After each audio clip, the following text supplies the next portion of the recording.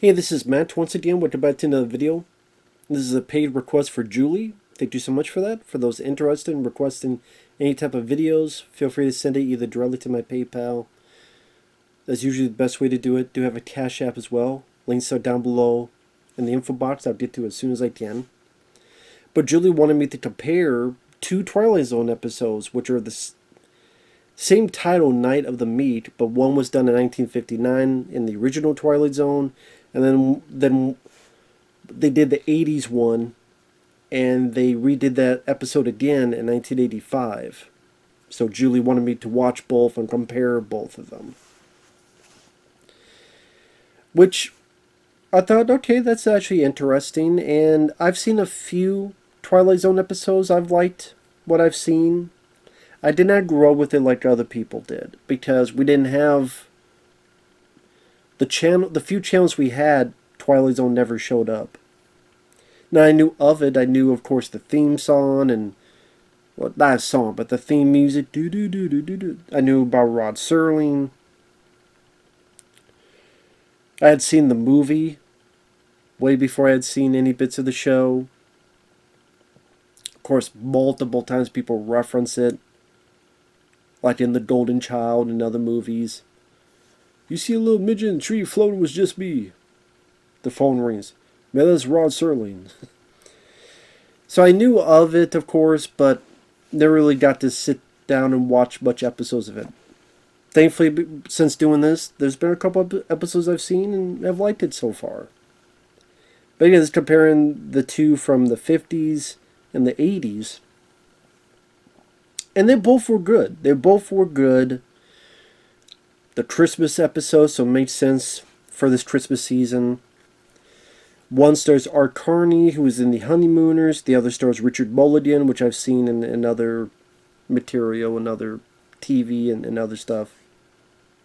Was it Empty Nest? I want to say it was a TV show. I could be wrong on that.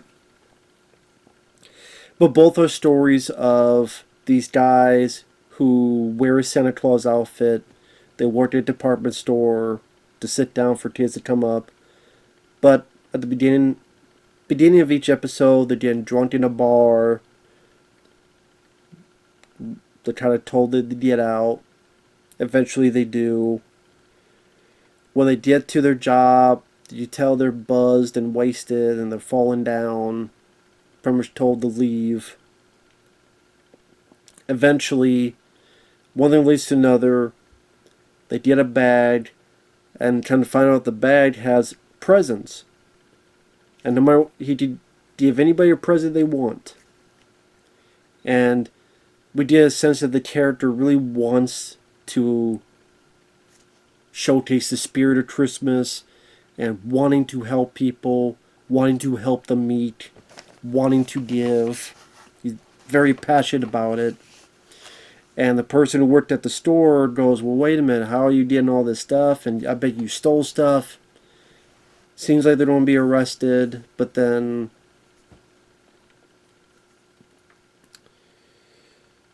stuff happens, they don't get arrested, and eventually some magical things do happen. But I mean, they're sweet stories with nice positive endings. I thought both Art Carney and Richard Mulligan did a good job. They definitely sold each of their entries with how passionate they are and just how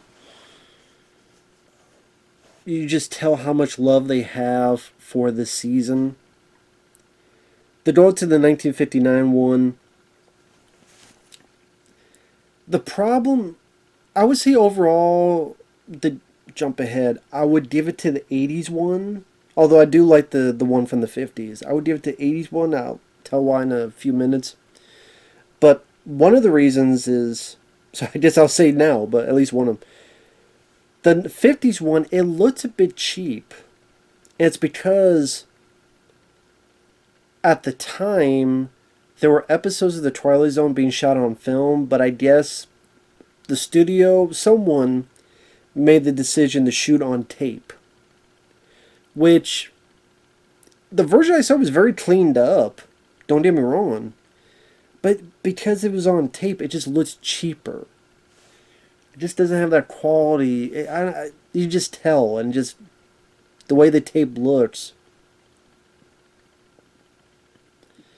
Like, it makes where they're at seem more like a set than an actual environment, and as if this living, breathing place. It just made it seem like they really were on like a lot.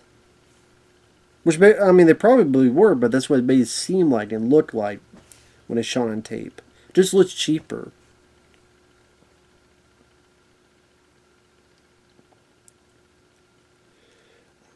And comparing the two, I thought it took a bit too long for Art Carney to leave the bar, because like he keeps doing this, and then he tries to grab the bottle, and the guy's like, "You do that again, we'll kick your ass." He didn't say like this. That's not how they talk about them, but that's the general idea. So it just felt like it took a bit too long to get the story going. We get he's a drunk. He's obviously depressed about something.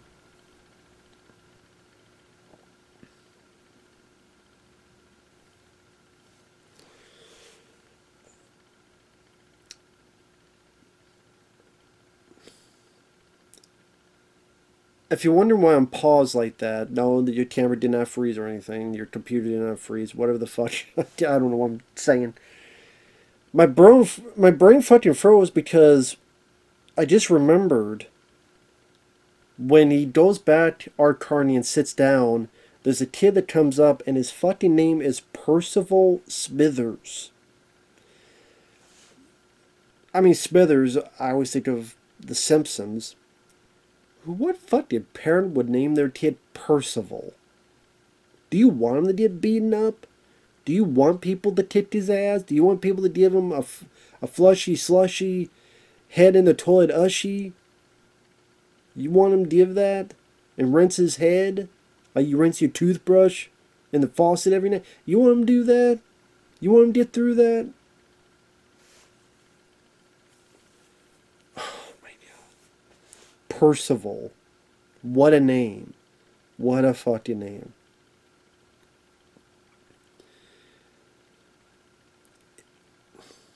I will say Art Carney, when he's ready to get fired, he does give a bit more of a longer an impassioned speech about how I can either drink or weep,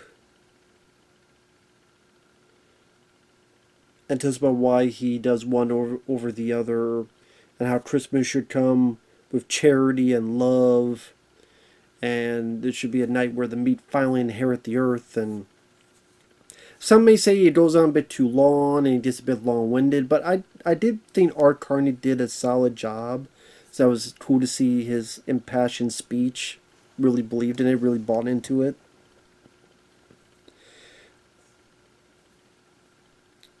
Richard Mulligan, he doesn't really give a big speech. He says a little bit.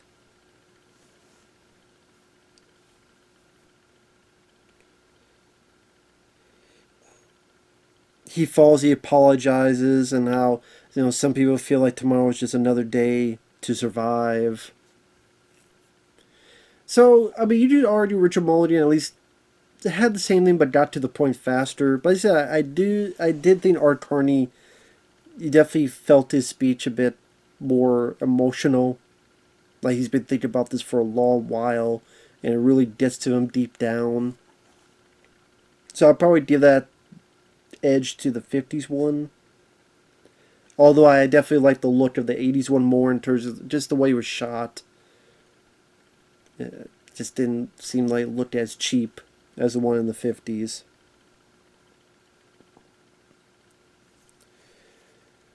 One thing they added in... A few things they added in the 80s one that I thought was nice. As he's ready to leave, he realizes he has a couple more bucks. They just magically appeared. He doesn't know how they got there. And he's thinking of giving it and get another drink, but it's like, no, I'm going to go out, and he gives the money to some kids outside. I thought that was a nice, more, not subtle, but just a much more, less awkward way of showing that he cares about these kids, while in the original, when he leaves the bar, these two kids come up and go, I want a gun. I'm like, you want what? A gun? Or, I want my dad to have a job. And then he kind of hugs them and cries. I'm like, whoa, whoa, whoa. Like, lady, if your dad wants a job, I mean, I ain't hiring. And kid, you shoot your eye out with that. You want a gun? What kind of gun? A Tommy gun? A loaded weapon one gun? You want a shotgun? A sniper rifle gun? What gun you want? So I thought that was just something about that seemed a bit awkward. And I thought was done better in the 80s one.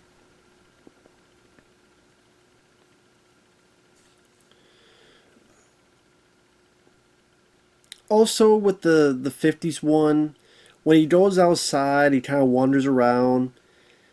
There's a way that some people have interpreted that he just fell down and he just died and the rest of it's just going to be his dream. I like the way it was done in the 80s one more, where he just went back to his home after getting fired. He hears choir people and says, I wish I had something to give you. And is ready to take his cans down for garbage, and then that's where he finds the stuff. Oh, that one I just it just made everything seem to go a bit faster, so you'd have more time for the segment that I would push it over to why I like the 80s version more than the 50s one. Now in the 50s one, he's kind of wandering around the alley, finds this bag, thinks there's cans in it, then realizes there's other stuff in it, goes to a mission, and starts giving presents to some people there. Now we get the idea that he gave it to more people in the neighborhood, but we don't get to see that. Whether because they couldn't afford it, or they didn't want that many extras, or they just figured, oh, we'll just do this and that's enough. But I wanted to see more. I wanted to see more of him, giving presents to the kids, or you didn't really get to see a whole lot of that. In the 80s one, you do, because he gives people gifts. And William Atherton is actually the department store guy. And that's another thing. It was cool to see William Atherton, because he'll always be dickless. Because that's what he called in Ghostbusters. Yes, it's true. This man has no dick. Or Thornburg, the reporter in Die Hard and Die Hard 2. I always remember him for those roles, so it was cool to see him in this again. I mean, to see this, it was like to see him again in this. And you see this big house and party where all these people, and he's just giving this present, and this present, and, oh, you got nothing there for me. Oh, so you don't want this pipe? And it just felt, you could see the amount of people he's influenced. Oh, wow, this is a big deal. Like, there's people filling up everywhere, and just made it much more of a grander event. Even more so just how this guy was making so many people's lives special that night. So I actually thought it just, the whole scene was sold better for me in the newer one. And Richard Mulligan, I mean, I praised Art Carney. Richard Mulligan does a good job too of showcasing his passion.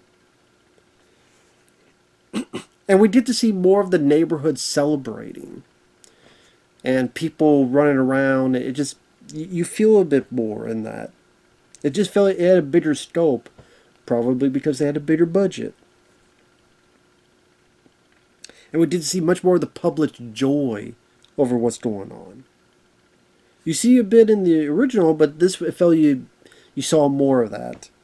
Which to me helps in the scene. Now in the original, he gets arrested. He does get, not quite in jail, but taken in for questioning. And I recognize the guy who owns the department store in that. He was in the original Odd Couple with Walter Matthau and Jack Lemmon. I think he had glasses on. And he was kind of always asking about the time in the original Odd Couple. You know, I gotta be home by this. You know, I gotta be home by this. And he's been a lot of stuff. He was in episodes of Coach at the Night Stalker. I think he was like the coroner or someone in the medical facility who at times would give Kolchak some info. He's one of those guys that I don't remember his name, but I remember seeing him a lot of stuff back in the day.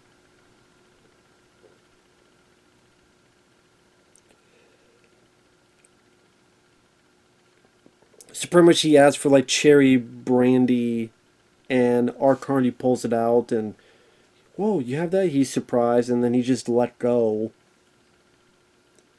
Here, I kind of liked that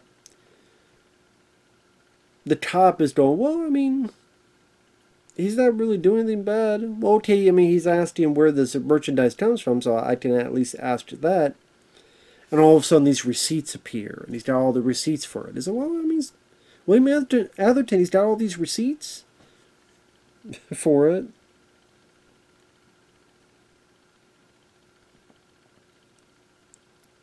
I also thought it was nice where, like, the department store guy in the original, there's not really any, how do I put it? I mean, there's not really growth of the characters, not really any moments where, oh, we start liking this person because he regrets what he did, or he regrets what he said, or he regrets how he acts. No, it's just, he's surprised, Art Carney leaves, he wishes he could do this more often, and then eventually goes to an alley, finds an elf, there's a sleigh, goes on and rides off. In the 80s one, William Atherton is actually given a bit of a, I always forget what the word is. The opposite of comeuppance. I'm going to look that up right now because it's always forgiveness, award, praise. I think there's another word I'm thinking of. Let's see. Forgiveness, clemency, amnesty, remittal, acquittal, leniency.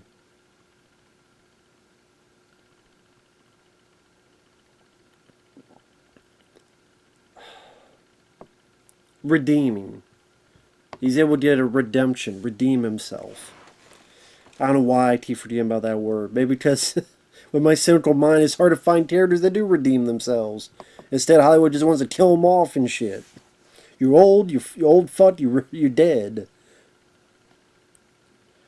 But at least William Atherton's character got a bit of redemption arc, and Richard Mulligan gives him his present, which is his Mickey Mantle, actually a Yankees baseball autographed.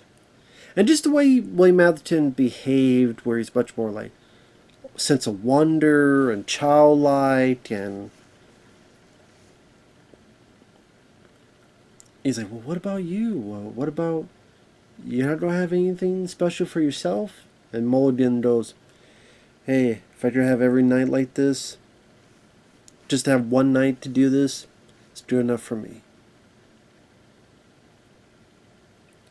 I don't know, just I see more Atherton's, again, his whole demeanor change.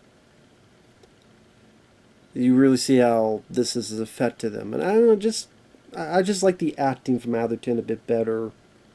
So it makes it feel like this did matter. Not just now, but more probably in the long run as well.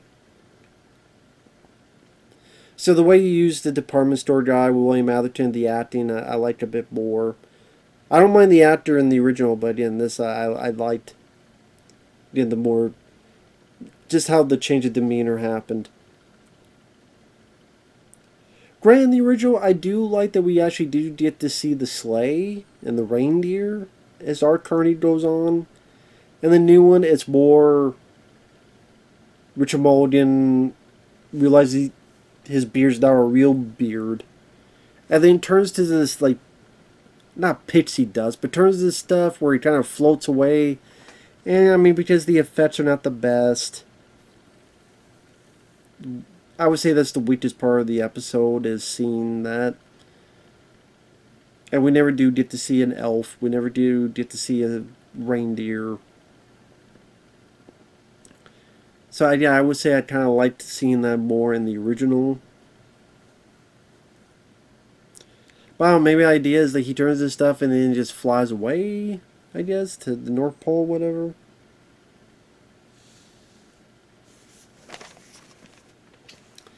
But either way, both were nice and sweet and optimistic endings. Both featured really good lead performances by Art Carney or Richard Mulligan. While there's some stuff I liked in the original more, like Art Carney's more impassioned speech, the ending bit where you get to see a bit of the reindeer and elf and stuff. The remake I would give it more because I think it's filmed a bit better, it's just better looking. Which I know is not fair to say because one's the 50s, one's the 80s, but I'm just saying between the two it does look better. I thought again William Atherton's performance I enjoy a bit more. Maybe I would say maybe a bit more subtle compared to the original. I like that we got to see more of him with the community. Richard Mulligan, we got to see just how the whole community, not just a couple, but the whole was so joyful, and it really was a big event for this whole community. So again, the bigger scale I thought was nice to see. And overall, both are good to watch, but I would give it to the 80s one.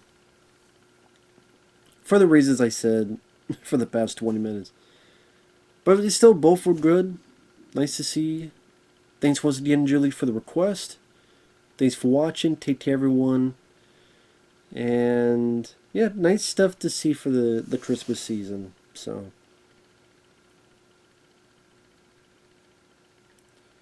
we'll see you guys later. Bye-bye for now.